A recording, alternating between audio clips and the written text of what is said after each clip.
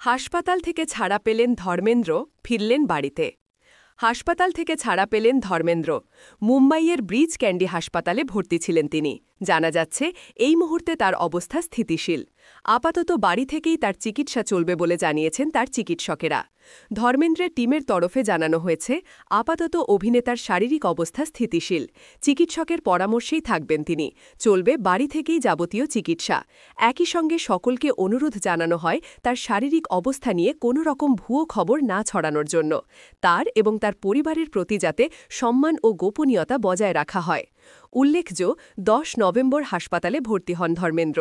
তার অসুস্থতার খবরে বিচলিত হয়েছিল বলিউড থেকে আমজনতা। ছড়িয়ে পড়ে তার মৃত্যুর ভুয়ো খবরও, যা শুনে রীতিমতো মন খারাপ হয়েছিল সকলের। পরবর্তীকালে তার পরিবারের তরফে এই খবর ভুয়ো বলে নিশ্চিত করা হয়। বলিউডের হিম্যানকে দেখার জন্য তড়িঘড়ি হাসপাতালে পৌঁছন অনেকেই।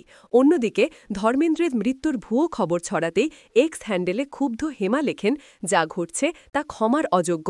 দায়িত্বশীল চ্যানেলগুলি কিভাবে একজন ব্যক্তিকে নিয়ে মিথ্যে খবর ছড়াতে পারে, যিনি চিকিৎসায় সাড়া দিচ্ছেন এবং সুস্থ হয়ে উঠছেন?